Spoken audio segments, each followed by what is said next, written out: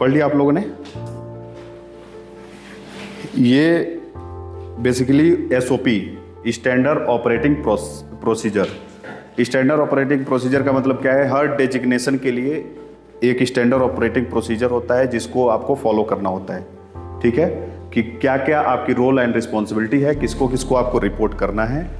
ठीक है, ओवरऑल ये है। बाकी मैं समराइज करके आपको वन बाई वन बताता हूँ कि आपकी क्या रिस्पॉन्सिबिलिटी रहेगी।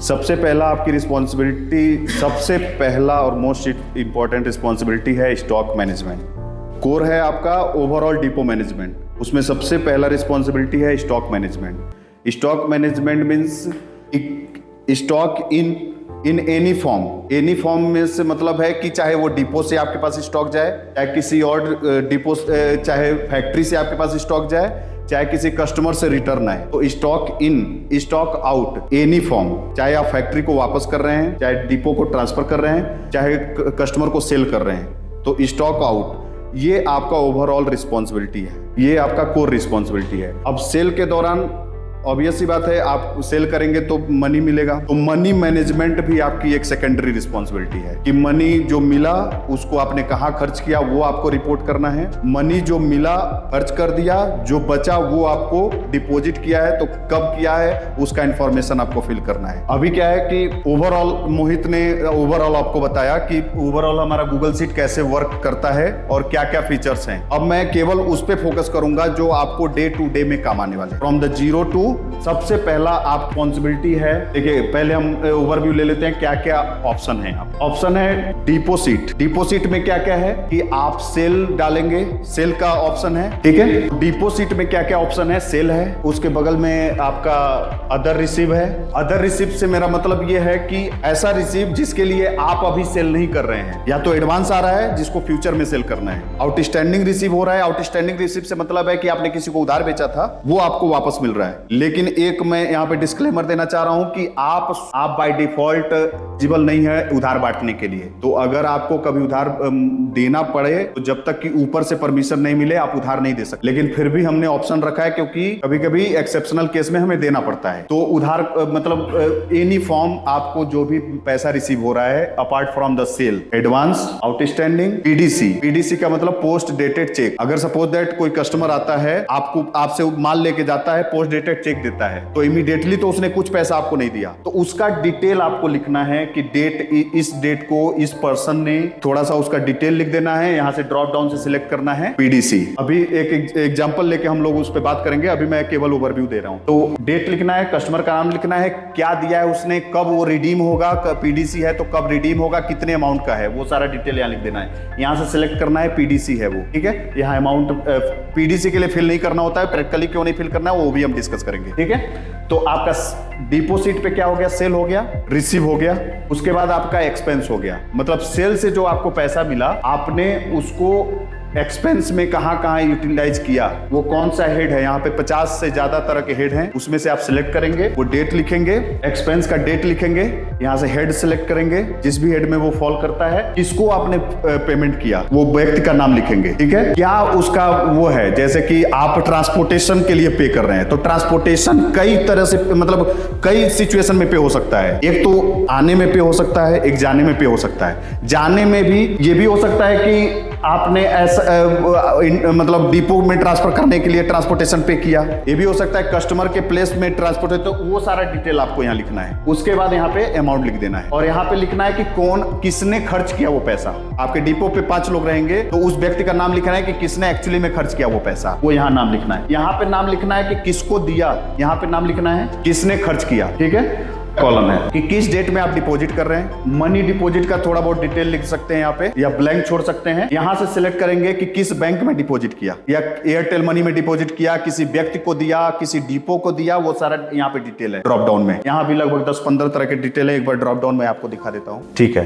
क्या क्या है? Cash hand over. Cash hand over means कोई आपके डिपो पे गया, उसको आपने कैश हैंड ओवर कर दिया। एयरटेल मनी में आपने ट्रांसफर किया, यहाँ पे एयरटेल मनी बहुत कॉमन है युगांडा में, तो एयरटेल मनी में ट्रांसफर किया। बैंक ऑफ बड़ौदा में दिया, ट्रांसफर किया। सेंट्रल ऑर्डिनरी में ट्रांसफर किया, डीटीबी में, मतलब वो बैंक के नाम है, इक्विटी इवेंटी ये सब बैंक के नाम है। Third party payment, third party payment का मतलब है कि सपोज दैट आपको राकेश भाई बोले कि इस पर्टिकुलर पार्टी को आप पैसा दे दो, तो आप वहां पे लिखेंगे थर्ड पार्टी पेमेंट और उस पार्टी का नाम लिखेंगे और लिखेंगे instructed by Rakesh sir. Deposit, actually में वो पैसा डिपॉजिट किसने किया, हैंडओवर किसने किया, और जिसने भी वो व्यक्ति ने पैसा दिया वो व्यक्ति का नाम लिखना है, ठीक है। सपोज दैट आपसे राकेश भाई ने बोला कि उस व्यक्ति को आप पैसा दे दो, लेकिन आप उस समय डिपो पे थे ही नहीं, आपने फोन किया, जो भी डिपो पे रिस्पॉन्सिबल पर्सन था उसको बोला कि एक व्यक्ति आ रहा है उसको पैसा आप दे दो, तो आपने तो नहीं दिया, तो उस व्यक्ति का नाम लिखना है जिसने एक्चुअली में पैसा दिया और यहाँ पे अमाउंट लिखना है। अब इसके पीछे का मैं स्टोरी आपको बता देता हूँ कि ये सारी चीजें अब जैसे बैक ऑफ द माइंड ये चलता है कि उस व्यक्ति का नाम लिखना क्यों है जब पैसा दे ही दिया गया। देखिए होता क्या है, 6-7 महीने बाद, साल भर बाद, इतना हमारे पास वो नहीं है, मेमोरी नहीं है कि हम हर चीजों को याद रखें, तो हम इसीलिए डायरी मेंटेन करते हैं, इसीलिए रिकॉर्ड को मेंटेन करते हैं। सपोज दैट मान लीजिए किसी को कैश हैंड ओवर किया, आपने किसी को कैश हैंड ओवर किया, 6-7 महीने बाद वो बंदा बोला मुझे तो मिला ही नहीं था, तो एटलीस्ट आपके पास रिकॉर्ड तो रहेगा कि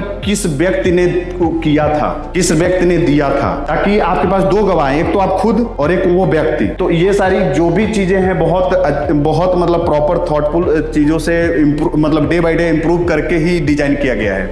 हर चीज का एक रीजन है। अब ये स्पेस छोड़ने का रीजन ये है कि अगर आपके पास कुछ एक्स्ट्रा इंफॉर्मेशन है लिखने के लिए तो इसके अपार्ट में आप यहाँ पे लिख सकते हैं। या एक केस ये भी आ सकता है कि यहाँ पे ड्रॉप डाउन में वो है ही नहीं जिसको आपको यहाँ पे लिखना है, तो आप यहाँ लिख सकते हैं। एक डिपो का व्हाट्सएप ग्रुप है, उसमें आपको अपडेट करना होता है कि instructed by Rakesh sir and मैंने उसको पैसा दिया। मान लीजिए कि राकेश भाई ने बोल दिया, आपने दे दिया, और सपोज दैट वो पार्टी हमारी थी ही नहीं, राकेश भाई यहाँ आपसे चीट कर लिए, मैं एक एग्जांपल दे रहा हूं, तो आपने यहाँ लिखा व्हाट्सएप पे अपडेट किया, व्हाट्सएप पे अपडेट करेंगे, मैं रहूंगा, डायरेक्टर सर लोग रहेंगे, तो लोग ऑब्जर्व करते हैं हर ट्रांजेक्शन को, तो अगर कोई भी इफ वर्ड होता है तो इमीडिएटली आदमी उसको क्रॉस क्वेश्चन कर लेता है। खैर ऐसा होता नहीं है, लेकिन मैं एक बता रहा हूं कि व्हाट्सएप पे अपडेट करने के पीछे का रीजन यही है कि इमीडिएटली अगर कोई एक्शन लेना हो तो ले सके, ठीक है। क्योंकि गूगल शीट में क्या जा रहा है वो मैं देख पाऊंगा, वो भी मैं डेली तो देखता नहीं हूं, ठीक है। जब कोई क्वेरी रेज होता है तभी मैं देखता हूं, ठीक है, बाकी अकाउंटेंट देखता है।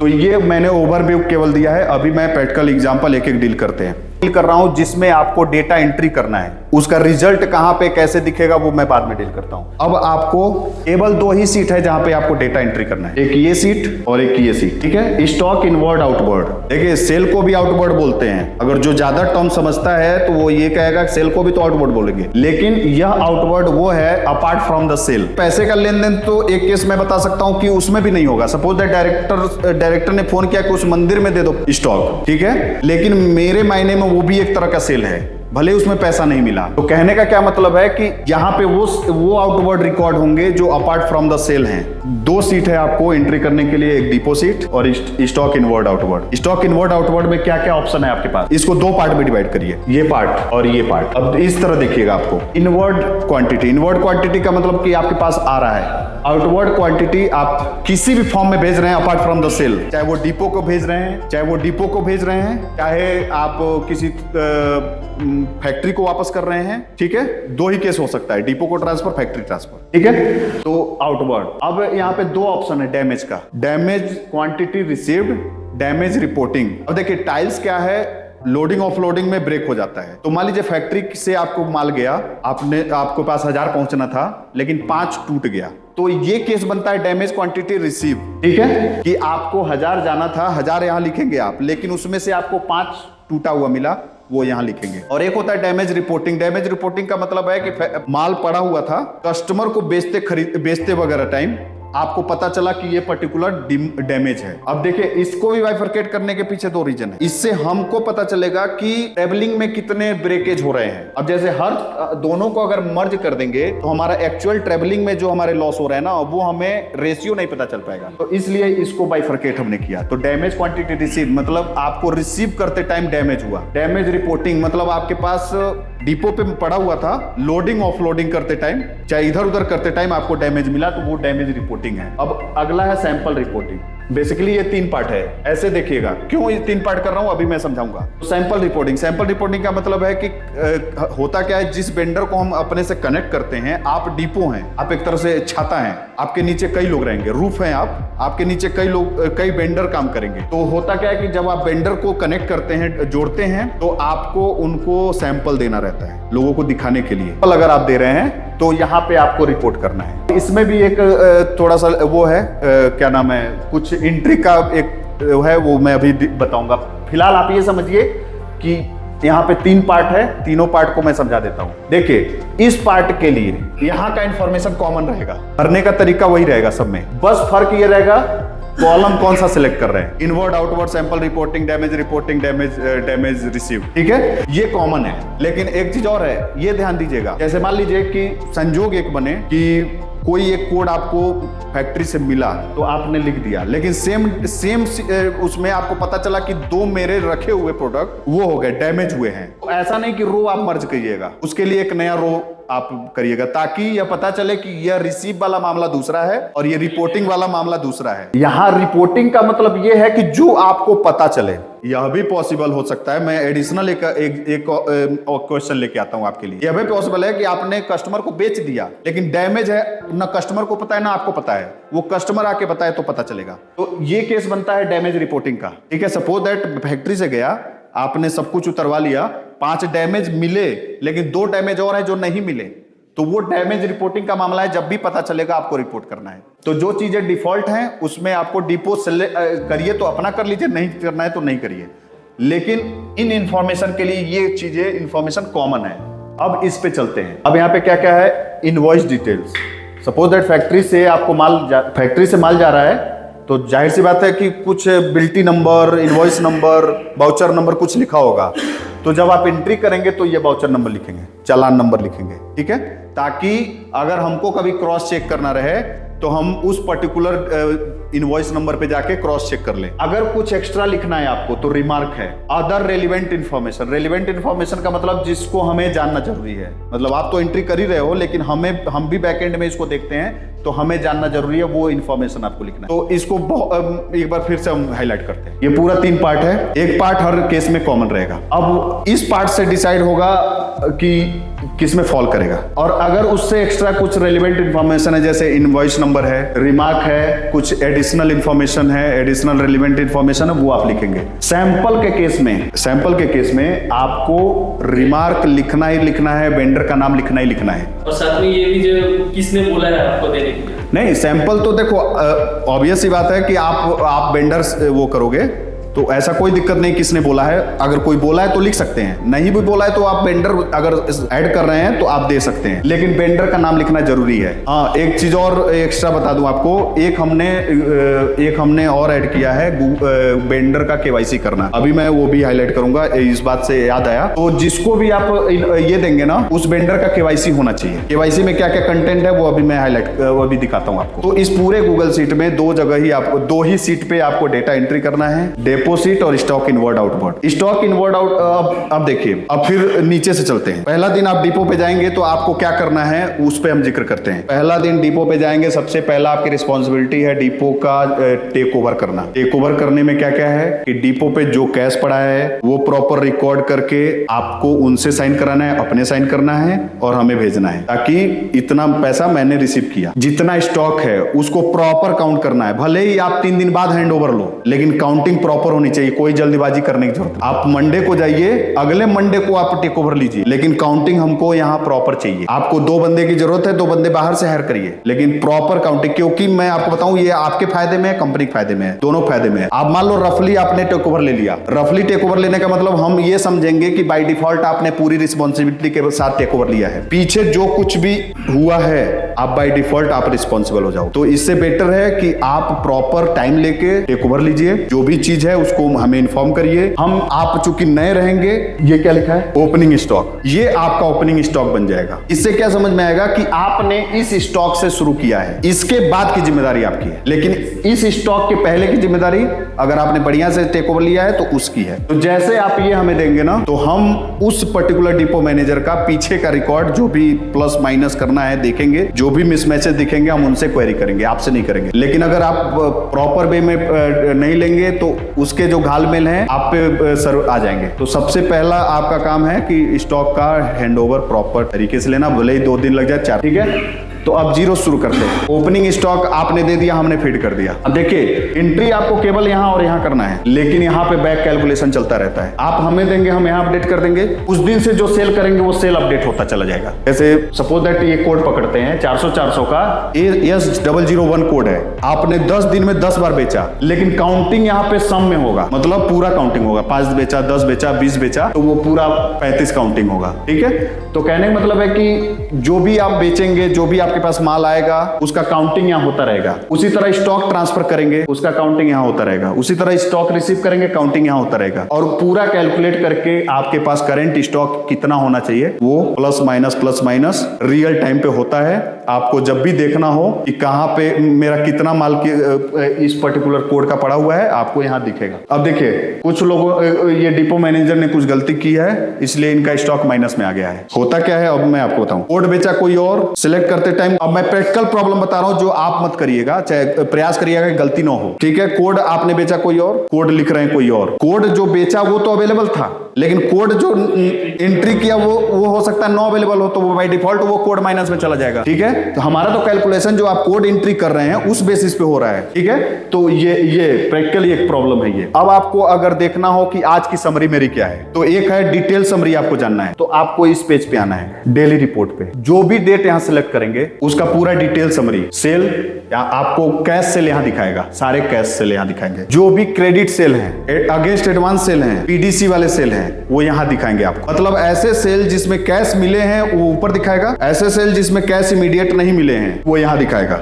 उसी तरह आपने कोई रिसीव किया हो, सेल हो गया, मतलब जो भी डेट आप सिलेक्ट करेंगे उस दिन का पूरा डिटेल में आ जाएगा कि कैश सेल, क्रेडिट सेल, ऐसे सेल जिसमें आपको पैसे नहीं मिले। उसके बाद आपने जो भी एडवांस रिसीव किया है, आउटस्टैंडिंग रिसीव किया है, अदर रिसीव किया है, वो यहाँ पे दिखाएगा, ठीक है। यहाँ पे देखिए कुछ नहीं है तो कुछ नहीं दिखा रहा है। जो भी आपने एक्सपेंस किया है, किस हेड में किया है, किस डेट में किया है, कौन पे किया, मतलब जो वहां पे ऑप्शन थे वो सारे यहाँ पे ऑप्शन है। बस फर्क वहां इतना है कि वहां पे सारे डेट का डाटा है, वहां पे एक पर्टिकुलर डेट का डाटा रहेगा, ठीक है। उसी तरह जो भी आपने कैश ट्रांसफर किए हैं, कैश डिपॉजिट किए हैं, वो यहां दिखाएगा। अब जो डेट आप सिलेक्ट करेंगे, डेटा चेंज हुआ, जो आप डेट सिलेक्ट करेंगे उसका ओपनिंग कैश आ जाएगा। जो भी ट्रांजैक्शन हुए हैं ये सब, उसके बेसिस पे आपके पास कितना कैश इन हैंड होना चाहिए वो यहां दिखाएगा। ये हो गया आपका डिटेल्ड समरी। ये केवल आपको सेक्शन देखना है, ठीक है, एकदम समराइज फॉर्म में। डेट क्या है, 10 दिसंबर। ये 10 दिसंबर का डेटा आपको दिखा रहा है कि आपका ओपनिंग बैलेंस इतना था, आपका सेल इतना हुआ, इतना क्वांटिटी आपने बेचा। बाइफर्केशन भी यहाँ पे है, सेल इतना हुआ, इतना क्वांटिटी आपने बेचा। इस क्वांटिटी का भी बाइफर्केशन है कि क्या क्या सेल हुआ। 400 सेल हुआ। अगर दो चार कोड और सेल, 2-4 साइज और सेल तो वो भी दिखाएगा। एक चीज और एडिशनल बता दूं कि इसमें जो डेट है ना वो यहां से चेंज होगा, ठीक है। अब देखिए कितने क्वांटिटी है, 179 का बाइफर्केशन क्या क्या है, 400 इतना है, 300 इतना है, 600 इतना है।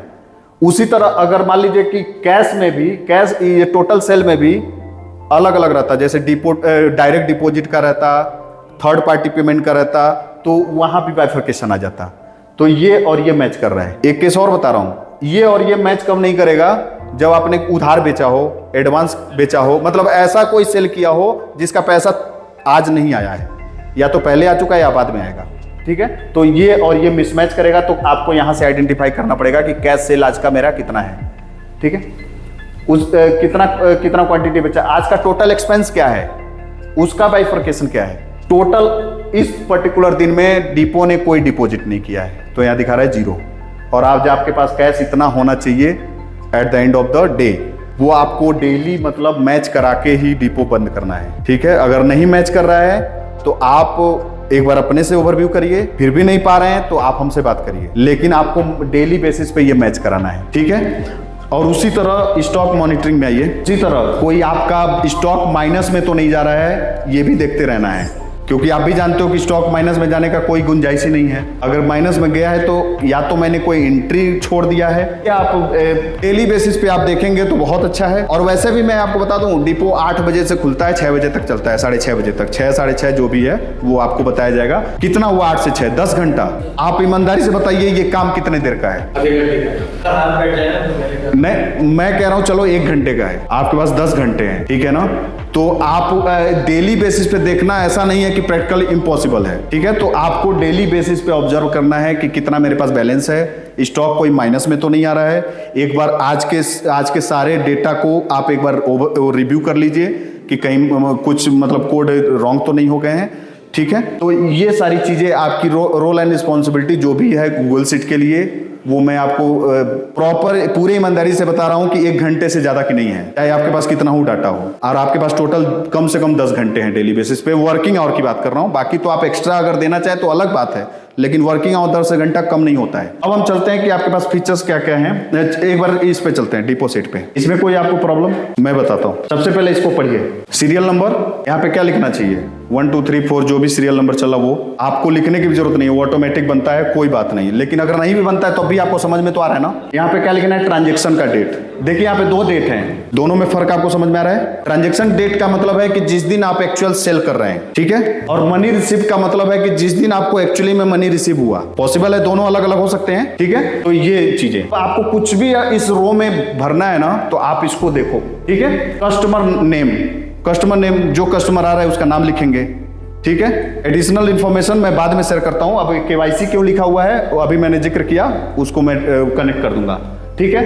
अब देखिए, अभी हमने बोला कि केवाईसी कराते हैं, तो यहाँ पे वो कस्टमर ड्रॉप डाउन से सिलेक्ट करने हैं। सबसे नीचे चले जाइए, यहाँ पे ड्रॉप डाउन बना हुआ है, तो ऐसे कस्टमर जिनका केवाईसी हुआ है उनका नाम यहाँ ड्रॉप डाउन में आ जाएगा, ठीक है। सबसे पहले लिखा हुआ है कैश कस्टमर। कैश कस्टमर का नाम है जिनका नाम केवाईसी में नहीं है, बाकी जिनका केवाईसी हुआ है उनका नाम है, उनका सिलेक्ट कर लीजिए। तो कैश कस्टमर अगर आप सिलेक्ट करेंगे, कैश कस्टमर का नाम लिखना है। यहाँ पे दूसरा सिलेक्ट करिए, कोई केवाईसी वाला कस्टमर। यहाँ पे नाम भरने की जरूरत नहीं है। बेसिकली दोनों का पर्पज क्या है, हमें नाम चाहिए। सिंपल सा मैटर है कि दोनों का पर्पज है, हमें नाम चाहिए। आप नाम इसमें दे दो चाहे इसमें दे दो। यहाँ पे है अब अभी क्या है कि हम आपको जो युगांडा में है, तंजानिया में है, तंजानिया वालों के लिए प्रॉपर एक रिसिप्ट निकलता है, आप जानते हैं वो मशीन से रिसिप्ट निकलता है, वो रिसिप्ट नंबर डालना है, ठीक है। यहाँ पे क्या है कि एक मैनुअल कैश मेमो है, तो 1 2 3 4 5 6 7 8 ऐसे चलता चला जाएगा, तो आपको ये वो भरना है, ठीक है। Payment type drop down select करिए, ठीक है। कि मतलब आपको इस पर्टिकुलर सेल से किस वे में पैसा आया,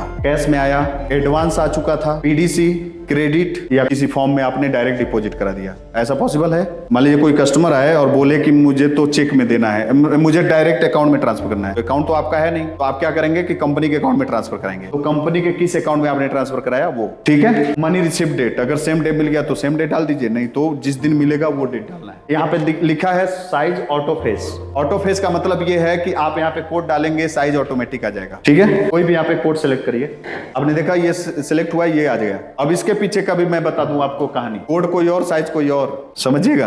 अब क्या है कि हमारा जो पीछे का बैकएंड वर्किंग है वो तो दोनों को मैच करा के ही रन करेगा। ये और ये मैच ही नहीं कर रहे थे, सिस्टम पकड़ ही नहीं पा रहा था, तो हमको इसको ऑटो फेस करना पड़ा, ठीक है। तंजानिया में हमने इसको भी ऑटो फेस कर दिया है, क्योंकि तंजानिया में केवल टाइल्स है और यहाँ पे हमें ग्राउट बेचना होता है, एल्युमिनियम स्ट्रिप बेचना होता है, एडहेसिव बेचना होता है, कई जगह सैनिटरी वेयर भी हैं और टाइल्स तो है ही है। बेसिकली हमें प्रॉब्लम यही हो रहा था, ठीक है। तो ये आप सेलेक्ट करेंगे, बाय डिफॉल्ट ये आ जाएगा। अब इसको ड्रॉप डाउन करिए, premium, commercial, others, damage, broken in turns, sanitary wares, okay.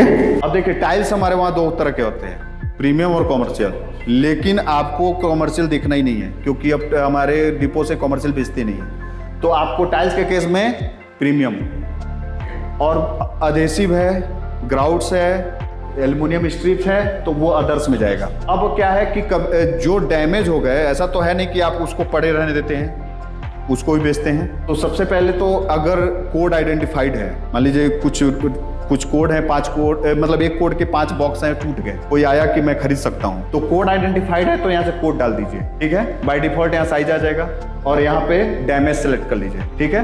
लेकिन कोड ही आइडेंटिफाइड नहीं है, बहुत सारे छोटे साइज आइडेंटिफाइड है। तो यहाँ से ब्रोकन इन 400 करके एक साइज है। ब्रोकन टाइल्स 400 500 250 400 300 600 600 600 600 1200, मतलब 2 लेवल पे हम चले।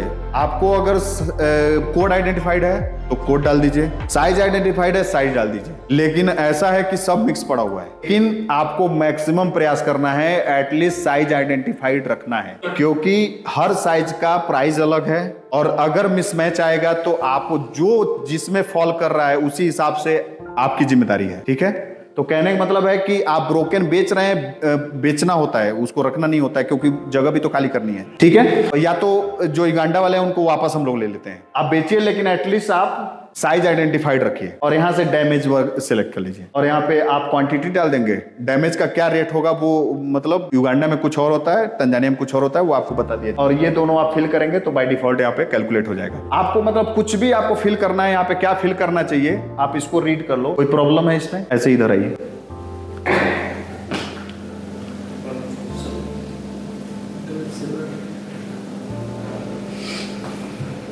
रुक जाइए, इसको भी रीड कर लीजिए। Heading, serial number, date, receive, किससे रिसीव हुआ। ठीक है, अगर रिसीव हुआ तो क्यों रिसीव हुआ, क्यों रिसीव हुआ, कब सप्लाई करना है, कब सप्लाई हुआ था, अगर पीडीसी है तो कब रिडीम होगा, कितने अमाउंट का है। ठीक है, ये सारी चीजें यहाँ पे लिखनी है। यहाँ से ट्रांजैक्शन टाइप को ड्रॉप डाउन करिए। रिसीव कितने तरह से हो सकते हैं, एडवांस के फॉर्म में हो सकते हैं, आउटस्टैंडिंग रिसीव। आउटस्टैंडिंग रिसीव में सब लोग जान रहे हैं क्या होता है, अगर नहीं जान रहे बताओ, मेरे को कोई प्रॉब्लम नहीं, आप नहीं जान रहे हो, लेकिन मेरे को चाहिए कोऑपरेशन। आउटस्टैंडिंग रिसीव सबको मालूम है, आपको नहीं मालूम है लग रहा है, मालूम है। Return amount to customer, suppose that advance आपको मिला था लेकिन कस्टमर बोल रहा है कि नहीं अब मैं नहीं ले जाऊंगा, तो आप उसको रिटर्न कर रहे हैं। तो ऐसा नहीं करना है कि जो एडवांस दिया था उसको डिलीट कर दो, आपको दिखाना है कि रिटर्न भी कर रहे हैं। ठीक है, पीडीसी रिसीव हुआ है तो पीडीसी सिलेक्ट कर लेंगे। अदर रिसीव आपको समझा दिया, अभी समझाता हूँ। अमाउंट रिसीव फ्रॉम फैक्ट्री, हो सकता है कि आप डे 1 में जाओ, आपका कोई सेल नहीं हुआ है लेकिन खर्चे तो आपको चाहिए, तो अमाउंट आपको फैक्ट्री से दिया जाएगा, चाहे किसी थर्ड पर्सन से दिलवाया जाएगा, तो वो आपको लिखना है। अमाउंट रिसीव फ्रॉम डिपो, जैसे हमारा कंपाला डिपो है, वहाँ के आसपास 2 डिपो और हैं, तो कंपाला डिपो हमारा प्राइम डिपो है। तो होता क्या है कि ये दोनों लोग बेच के शाम को कंपाला डिपो में पैसा पहुंचा देते हैं, तो वो क्या लिखता है, received from other depot, received from factory, PDC receive, return amount to customer. कोई क्वेश्चन है इस पे? सर पीडीसी को लेके क्वेश्चन था। हाँ। पीडीसी जैसे मैं यहाँ पे है पीडीसी रिसीव, तो मैं इधर अमाउंट भी दे दूंगा, लेकिन जब मैं सेल के वहाँ पे भी पीडीसी है, वहाँ पे अमाउंट नहीं दूंगा, मतलब सेल के वहाँ पे देना है, अमाउंट देना है। मैं बताता हूँ, देखिए पीडीसी रिसीव के टाइम आपको अमाउंट नहीं फिल करना है, बस अमाउंट फिल ही नहीं करना है, क्योंकि जब अमाउंट आप फिल कर दोगे ना वो आपके हाथ में दिखने लगेगा। अमाउंट किसी भी अमाउंट कॉलम में आप अमाउंट भर दोगे ना, तो या तो आपको अमाउंट हाथ में दिखने लगेगा या हाथ से बाहर चला जाएगा। जैसे सेल के केस में अमाउंट भरा तो आपके हाथ में दिखने लगेगा, लेकिन एक्सेप्शन भी है इसका भी, अभी मैं बताता हूँ। उसी तरह यहाँ पे अमाउंट फिल कर दोगे आपके हाथ में दिखने लगेगा। एक्सपेंस में अमाउंट फिल कर दोगे आपके हाथ से चला जाएगा, मतलब आपके पास से चला जाएगा। डिपॉजिट में भर दोगे तो आपके हाथ से चला जाएगा, मतलब 2 प्लस और 2 माइनस है। सेल में एक्सेप्शन है, जब आप ऐसे ट्रांजेक्शन सिलेक्ट करेंगे जैसे कि advance receive, against advance credit, PDC, ये 3 ट्रांजेक्शन आप सिलेक्ट करोगे तो आपके हाथ में अमाउंट कैलकुलेट नहीं होगा। केवल इसीलिए यहाँ पे डेली रिपोर्ट में आपने देखा होगा कि कैश सेल और क्रेडिट और अदर सेल को हमने अलग किया हुआ है। तो जिस वे में मतलब सेल के केस में, जिस केस में आपको पैसा नहीं रिसीव हो रहा है इमीडिएटली, या तो रिसीव हो चुका है रिसीव होगा, उस केस में आपके हाथ में अमाउंट नहीं कैलकुलेट होगा, लेकिन यहाँ पे हर केस में आपके हाथ में अमाउंट कैलकुलेट होगा। कोई क्वेश्चन? एक यहाँ पे है क्वेश्चन, आप लोग कनेक्ट नहीं कर पा रहे हैं, बताइए। अगर पीडीसी जब मुझे रिसीप्ट हो जाएगा फिर मुझे रिसीप्ट डेट डाल के वो, देखिए आपने जब पीडीसी रिसीव हुआ तो आपने डेट डाला, कस्टमर का नाम डाला, जो भी डिटेल है उसका डिटेल भरा, आपने पीडीसी सेलेक्ट कर लिया, अमाउंट कॉलम छोड़ दिया। मान लीजिए वो डेट आ गया, वो अमाउंट रिसीव हो गया, आप यहाँ अमाउंट डाल देंगे। आप जैसे यहाँ अमाउंट डालेंगे, अब जैसे यहाँ अमाउंट डालेंगे आपके हाथ में पैसा आ जाएगा। अब उसको आपको दिखाना पड़ेगा, भले ही पीडीसी आपके खाते में तो रिडीम होगा नहीं, वो तो कंपनी के खाते में रिडीम होगा, तो आप यहाँ पे एक बार अमाउंट रिसीव करेंगे और एक बार डिपॉजिट दिखाएंगे, तो एक बार प्लस होगा और एक बार माइनस होगा, खत्म। लेकिन आपको ये 2 प्रोसीजर करने हैं। और उधर सेल्स में भी जो रिसीव उसमें कुछ नहीं करना है। सेल्स वाले कॉलम एक बार फिल हो गया, अब आपका एक क्वेरी आएगा कि जब वो अगले दिन लॉक हो जाएगा तो मैं कैसे करूंगा। तो कोई प्रॉब्लम नहीं, आपको मुझे बताना है, मैं फिल करूंगा, ठीक है। अब यहाँ पे एक क्वेरी था, मैं आपको बता दूं। मनी अमाउंट एडवांस डिपॉजिट आपको मिला, आउटस्टैंडिंग रिसीव आपको मिला, रिटर्न टू कस्टमर आपको मिला, आपने दिया, इसको नेगेटिव में फिल करना है, माइनस में। मतलब जो आपको मिल रहा है यहाँ पे वो प्लस प्लस और जो आप दे रहे हैं वो माइनस, ठीक है। यही एक बताना था मुझे, ठीक है। उसी तरह एक्सपेंस पे आ जाइए, हेडिंग पढ़ लीजिए, serial number, date, head of expense, paid to, paid for, थोड़ा नरेशन लिख दीजिए, डिटेल लिख दीजिए। इसने बियर किया वो एक्चुअली में खर्चा, डिपो मैनेजर किया, कोई बंदा और दूसरा किया, वो अमाउंट। कुछ यहाँ पे कुछ नहीं है, ड्रॉप डाउन से सिलेक्ट कर लेना है कि कौन सा टाइप का पेमेंट है। इसमें लगभग 50 से ज्यादा तरह के एक्सपेंस के हमने डाल रखा है, इसमें से किसी में फॉल करेगा। इसके एक्स्ट्रा भी अगर आपको लगता है कि नहीं ये वाला भी होना चाहिए, आप इन्फॉर्म करिए, हम ऐड कर देंगे, लेकिन आपको सेलेक्ट यहीं से करना, और सेलेक्ट करना मैंडेटरी है, ठीक है। डिपॉजिट ऊपर पढ़ लीजिए, serial number, date, money deposit. इसको थोड़ा मैं चेंज करूंगा। मनी डिपॉजिट एक्चुअली में किसने किया है उसका नाम लिखाएगा यहाँ पे। मनी डिपॉजिट मतलब उस कस्टमर का नाम लिखाएगा। और डिपॉजिट इन का मतलब है कि किस में डिपॉजिट हुआ। ड्रॉप डाउन मैंने दिखाया था, एक बार और दिखा दीजिए। Cash hand over, Airtel money, bank of Baroda, bank का नाम लिखे, third party payment, mobile money, cash, ठीक है। अच्छा, purchase to for resale, purchase for resale. जैसे इसका एग्जांपल मैं बता दूं, होता क्या था हमारा डिपो जो कंपाला में है, वो बेसिकली क्या करता है, एल्युमिनियम स्ट्रिप है।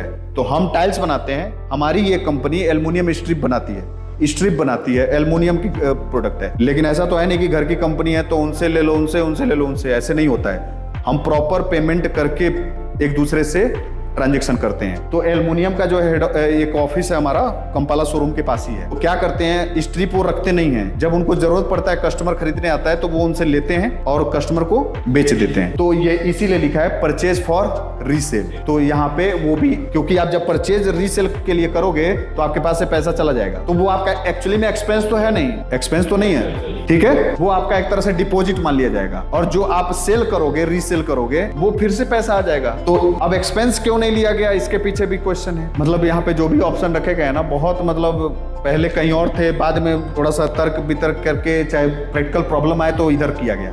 अब क्यों किया गया, आपका हर महीने जो भी आप एक्सपेंस करते हैं, जैसे माइंड में आ रहा होगा कि चलो वहां कौन देखने वाला, कुछ भी खर्च कर देंगे लेकिन हर महीने आपका एक्सपेंस, हर महीने नहीं, वीकली बेसिस पे आपका एक्सपेंस रिव्यू होता है। तो जब एक्सपेंस रिव्यू होता है तो एक तो यहाँ पे आइए, एक बार दिखा दूं मैं, परसेंटेज कैलकुलेट हो रहे हैं। तो हर महीने आपको मतलब हर दिन आपका परसेंटेज कैलकुलेट हो रहा है, हर खर्चे पे आपका परसेंटेज कैलकुलेट हो रहा है। अगर जो कुछ भी हाई जाता है, आप मतलब प्रॉपरली आपसे जस्टिफिकेशन मांगा जाता है कि क्यों हाई जा रहा है। क्योंकि देखिए, युगांडा में हमारे 9 डिपो, तंजानिया में हमारे 6 डिपो, केन्या में 1 डिपो, रवांडा में डिपो होने जा रहा है। तो ऐसा तो है नहीं कि आप सिंगल डिपो चला रहे हैं। तो अन्य डिपो पे जब खर्चे इतने नहीं है तो आपके डिपो पे खर्चे कैसे हो रहे हैं। तो हम सबको एनालाइज करके आपसे क्वेरी करते हैं। तो कहने का मतलब क्या है कि इसीलिए जब जो परचेज फॉर रीसेल वाला है वो हमने अलग कर दिया, क्योंकि वो आपके एक्चुअल खर्चे तो है नहीं, आपका फालतू का परसेंटेज बढ़ाएगा, आपका परसेंटेज तो बढ़ा देगा ना अगर इसमें डाल दिया तो, इसीलिए उसको डिपॉजिट में रख दिया गया। अब आइए यहाँ पे डिपॉजिट पे,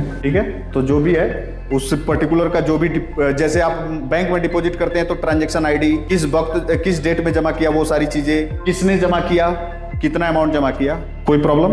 एक केस अभी बात हो रहा था कि सेल रिटर्न। अब देखिए, ये दोनों को आप समझ गए ना, आउटवर्ड, इस आउटवर्ड में इस आउटवर्ड में क्या फर्क है, इस इनवर्ड और इस इनवर्ड में क्या। सेल्स रिटर्न के केस में इनवर्ड ही तो होगा, तो क्या आप यहाँ एंट्री करेंगे? नहीं। अगर किसी भी केस में सेल इन्वॉल्व है तो आपको एंट्री यहाँ करना है, चाहे फ्री में बेच रहे हो, चाहे फ्री में वापस ले रहे हो, किसी भी केस में आपको सेल यहाँ दिखाना है, चाहे वो सेल्स हो रहा हो चाहे सेल्स रिटर्न लिया जा रहा हो, तो आपको यहाँ दिखाना है। अब एक केस बनता है, सपोज दैट यही कस्टमर है, ठीक है, इसने 100 क्वांटिटी लिया इस पर्टिकुलर का, अगले दिन आया 24 तारीख को, आपसे बोला कि मुझे रिटर्न करना है। तो देखिए, दोनों केस में आपको ये लाइन एडिट नहीं करना है। अगर सेम डेट में भी हो तो ये लाइन एडिट नहीं करना है, और अगले दिन चाहे अगले के अगले दिन, अगले के अगले दिन भी हो तो ये लाइन एडिट नहीं करना है। ये आपको एज इट इज रखना है। आपको सब कुछ यहाँ तक का सारा प्रोसेस सेम रखना है, ठीक है, इवन यहाँ तक का। और सही मायने में कहूँ तो यहाँ तक का प्रोसेस सेम रखना है, क्योंकि कस्टमर सेम है, बस डेट चेंज रखना है, जिस डेट में वो एक्चुअली में रिटर्न करना है। मतलब इसको छोड़ दें तो यहाँ से यहाँ तक का प्रोसेस सेम रख। क्यों?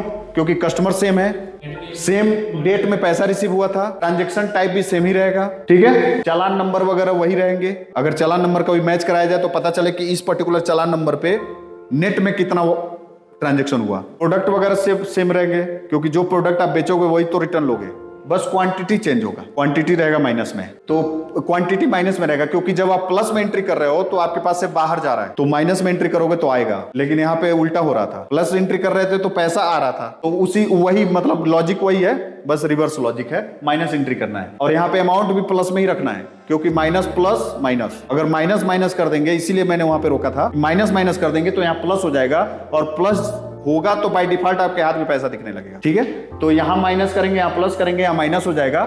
यहाँ माइनस होने का मतलब है कि आपके पास से पैसा गया है, मतलब सेम कस्टमर है, यही प्रोडक्ट ये 5 क्वांटिटी माइनस रिटर्न कर रहा है। चलिए, आपको इस ट्रांजेक्शन से एक्चुअली में एज ऑन 24 तारीख तक कितना आपको अर्निंग हुआ है, आप कितना इनकम हुआ है इस पर्टिकुलर केवल इसी 2 लाइन से, कितना होना चाहिए आपके हिसाब से? 5 लाख का बेचा, 2.5 लाख का उधार, 2.5 लाख का वापसी ले लिया, कितना होना चाहिए? 2.5 लाख। इसको नेट करेंगे तब भी तो 2.5 लाख होगा।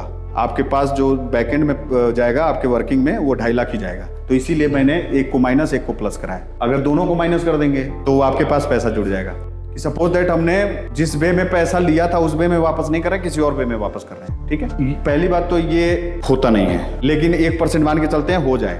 हमारे पास कैश नहीं है उस दिन। हाँ, 1% एक पल के लिए मान के चलते हैं हो जाए। तो अभी डेट चेंज हो रहा था, अब पेमेंट टाइप भी चेंज हो जाएगा, बस। ठीक है, बाकी सब कुछ वही रहेगा। जैसे कि कस्टमर शायद चेक दे दिया, फिर उसने बोला कि मुझे कैश दे दो। हाँ, दो बॉक्स दे दो, देखो डिफॉल्ट केस में आपका यह छोड़ के इतना रिटर्न के केस में बराबर रहेगा। क्वांटिटी चेंज होगा, फिर ये बराबर रहेगा। ठीक है, बस डेट चेंज होगा।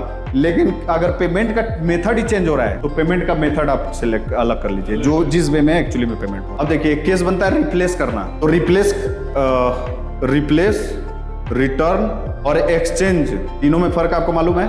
रिप्लेस का मतलब है कि सेम कोड लेके आया, सेम कोड लेके जा रहा है, कोई एंट्री नहीं। ठीक है, रिटर्न का मतलब है कि प्रॉपर इस तरह रिटर्न, तो एंट्री होगा। लेकिन एक्सचेंज, कोड कोई और था, अब कोई और कोड लेके जा रहा है। यहाँ पे एक नया डेट डालिए। यहाँ रिटर्न तक समझ में आ गया। हम यह मान के चल रहे हैं कि ये रिप्लेसमेंट का मैटर था। ठीक है, रिप्लेसमेंट का मैटर ये है कि इसने रिटर्न किया। रिप्लेसमेंट में 2 चीजें इन्वॉल्व हैं, एक रिटर्न और एक नया सेल। तो रिटर्न तो आपने कर दिया, अब नया सेल कर दीजिए कोई प्रोडक्ट। तो नया कोई भी प्रोडक्ट बाय डिफॉल्ट सेलेक्ट कर लो, जिसमें बस वैल्यू रखना 2.5 लाख। टाइल्स स्पेसर्स 2 mm की जगह वो बोल रहा है कि मुझे 2.5 mm दे दो। यहां तक एग्जांपल था, रिटर्न हो गया। अब एग्जांपल है रिप्लेस हो रहा है, तो यहां से अदर सेलेक्ट हो गया।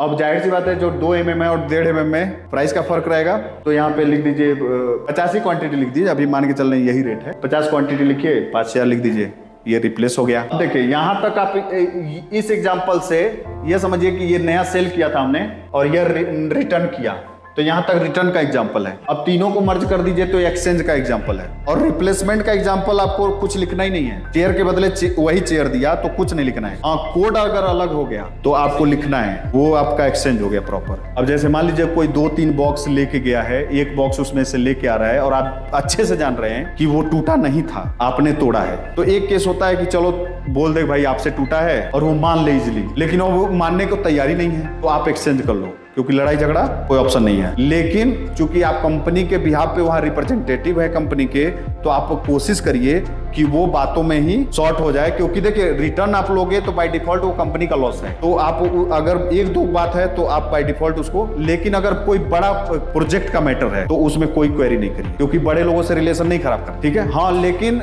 इतना जैसे मान लीजिए 200 लेके गए और 180 तोड़ के लेके आ रहे हैं, तो इतना इजिली मानना भी नहीं है, लेकिन इसी टर्म में बात करना है जिससे रिलेशन ना खराब हो। हाँ, इतना कह सकते हो, सपोज दैट वो मानने को तैयारी नहीं है, तो आप बोल दो कि सर देखिए, आप 180 तोड़ के लाए हो, मैं 180 तो देने के लिए, जैसे आप नहीं, आप याद करिए जब आप कपड़ा लेने जाते हो कैथलॉन किसी भी जगह पे, तो आप बोलते हो कि कितना ऑफर है, कितना कम कर दोगे, तो सर मैं ऑथराइज ही नहीं हूँ। तो आप वहां सरेंडर कर दो कि सर ये कंपनी की पॉलिसी है, मैं ऑथराइज ही नहीं हूँ। आप बहुत कहेंगे तो मैं 120 और 90 पे बात करूंगा। ठीक है ना, तो ये चीजें जो होती है ना, वो बहुत सिचुएशनल होती हैं कि किसके साथ आप डील कर रहे हो, वो कस्टमर आगे वाला कैसा है। अब कस्टमर ही पैंट खोल के खड़े हो जाएगा तो आप क्या करोगे। तो कहने का क्या मतलब है कि आपको रिलेशन नहीं खराब करना है। आप कंपनी के रिप्रेजेंटेटिव हो, आप जो कुछ भी वहां करोगे वो कंपनी पे असर पड़ेगा, तो बहुत वाइजली डिसीजन लेना है। और कंपनी हर डिसीजन में, हर डे टू डे डिसीजन में इन्वॉल्व भी नहीं हो सकती है, तो आप इतना वाइज डिसीजन लो जो कंपनी के हित में हो। ये लॉक है, देख रहे हैं आप, और डिपोजिट भी कुछ हद तक लॉक ही है, केवल जो डाटा आप एंटर कर पा रहे हैं वही ऑन है, बाकी लॉक है। ये कंप्लीटली लॉक है, ये कंप्लीटली लॉक है। 5 में से 2 ही हैं जिसमें आपको एंट्री करना है। 3 में आपका जो एंट्री कर रहे हैं उसका इफेक्ट दिखाएगा बैकएंड में वर्किंग करके, और कोई टफ नहीं है, बस अंडरस्टैंडिंग की बात है। मैंने इसीलिए सबसे पहले बोला कि आप हेडिंग पढ़ो, उस हिसाब से यहाँ पे फिल करो, और कोई रॉकेट साइंस नहीं है, कोई कुछ नहीं है। एक बार आप गो थ्रू हो जाएंगे, एक बार 2-4 बार एंट्री कर लेंगे, प्रैक्टिकल जब बैठेंगे तो 2-4 प्रॉब्लम आएगा, वो रिजॉल्व कर देंगे, फ्लो में आ जाएगा, कोई दिक्कत नहीं है। अगर कोई प्रैक्टिकल प्रॉब्लम हो बताइए। बाकी एक बार इसको एक बार रीड कर लीजिएगा केयरफुली, कल इस पे हम लोग बात करेंगे, और फिर से कोई और नया क्वेश्चन आता है इसके लिए तो कल फिर बात करेंगे। लेकिन हमको चाहिए फुल इज्जत और फुल काम, ठीक है। सबसे पहले कुछ भी आउट ऑफ द बॉक्स है। जैसे आउट ऑफ द बॉक्स क्या होता है, जैसे आपको बोला गया कि ये टाइल्स आपको 40,000 में बेचना है, तो ये आपके लिए आउट ऑफ द बॉक्स नहीं है। 40,000 में ही बेचेंगे और 40,000 तय है। लेकिन कुछ ऐसा डिसीजन आए जहां पे ऐसा कोई रूल नहीं डिसाइड है, तो आप अपने जो भी सीनियर हैं उनसे डिस्कस करिए कि सर, जैसे एक रियल एग्जांपल लेते हैं, जैसे आप मुंबई पहली बार गए और आपको अपने फ्रेंड के रूम पे जाना है, तो ऑटो वाला डायरेक्ट बोलेगा 250, भले ही वो 2 किलोमीटर ही है, घुमा फिरा के वो लेके 8-10 किलोमीटर बना देगा। लेकिन आप क्या करते हैं, अपने फ्रेंड से पूछते हैं, अरे यार 250 मांग रहा है, कितना? अरे यार 40 ही तो देने होते हैं। वही बात होती है। ये सारी कुछ ना इंटरपर्सनल रिलेशन पे निर्भर करता है कि आप कैसे इसको टैकल करते हैं। बहुत अच्छे से मैंने गो थ्रू किया, फिर भी एक बार और मैं कल भी बैठेंगे हम लोग 3 घंटा 4 घंटा, कुछ कोई दिक्कत नहीं है। मेरे को बोलने का आदत है, आपको बस सुनने के और इसको आप एक बार रीड कर लीजिएगा इसको, ठीक है। कल इस पे डिस्कस करेंगे, ठीक है। Thank you.